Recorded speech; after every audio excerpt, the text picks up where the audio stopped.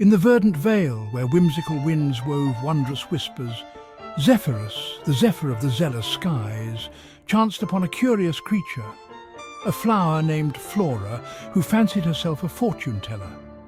With petals painted in peculiar patterns and a personality as prickly as her thorns, she proclaimed with a flourish, "Hark! Dost thou seek to know thy fate, O breezy bard?" To which Zephyrus retorted with a smirk sharper than any thorn, "Dost thou foresee thyself wilting or winning in this wild world?" Flora flared her flamboyant foliage and replied with an air of absurdity, "Why fret over fate when folly is but a fleeting flower? I can conjure visions from vapours and predict perils from pollen." With that proclamation she twirled in a tempestuous tango, sending seeds spiralling like confetti caught in a carnival's chaos. Zephyrus chuckled at her capriciousness. After all, what could be more ridiculous than a flower foretelling fortunes? "Pray tell," he teased, "what wisdom dost thou wield? Canst thou divine the destiny of dandelions or discern the dreams of daisies?" Flora fluttered her leaves dramatically and declared, "Aye, for I possess the power to pluck prophecies from the very ether, but beware, each spell hath its price." With that cryptic warning hanging heavy in the air like morning mist, she beckoned him closer. As they meandered through meadows adorned with magical marvels, where mushrooms murmured secrets and vines vied for victory, Flora began to teach Zephyrus the art of spellcraft. "To weave wonders," she instructed with an exaggerated flourish of her stem, "one must master the mantra of magic. Whimsy wields wondrous ways." Each word rolled off her tongue like honey drizzled on freshly baked bread. Yet amidst their merriment and mischief, Flora's fortune-telling took an unexpected turn. She gazed into her petal-shaped crystal ball, a glimmering globule filled with swirling stardust, and gasped. "Lo! A twist most treacherous approaches. A spell so splendid yet sinister lurks within our leafy labyrinth." Zephyrus raised an eyebrow quizzically. He had never encountered such foreboding before. "Speak plainly," he urged with feigned seriousness. "What manner of magic dost thou mean? Is it not merely mirthful mischief we pursue?"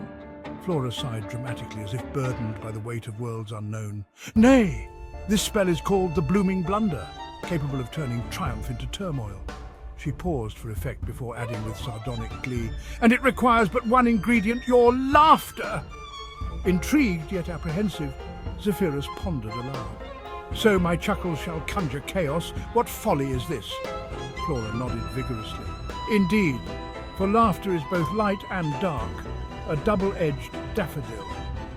With that revelation echoing through the enchanted air like a bell tolling at dusk, they decided to test this peculiar incantation right then and there. With a deep breath, filled with anticipation and perhaps just a hint of trepidation, Zephyrus unleashed his most boisterous belly laugh. In an instant, petals burst forth from every plant nearby, flowers blooming in bizarre shapes and colours that defied nature's norms. Yet amidst this floral frenzy emerged an unexpected sight. Creatures once timid now danced boldly among the blossoms. "By my blooming beard!" exclaimed Zephyrus as he beheld rabbits donning top hats and squirrels sporting monocles. The absurdity was delightful yet disconcerting. Their world had transformed into a carnival of chaos. Flora clapped her petals in glee, but soon realized that their newfound friends were not merely frolicking, they were plotting.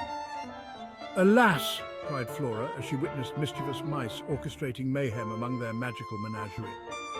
"We must reverse this raucous riddle before it spirals further into pandemonium."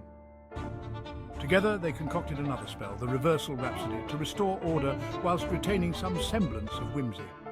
With deft incantations woven together like ivy entwining ancient oaks, they chanted harmoniously until tranquility returned to their realm. The rabbits resumed their shyness while squirrels scurried back to safety among branches high above. As calm settled over them once more, Zephyrus turned to Flora with newfound respect for both magic's might and its mischief. Thus concluded their escapade, a lesson learned amidst laughter and lunacy, that magic is as fickle as Flora itself. It blooms beautifully, yet can wilt without warning if wielded carelessly.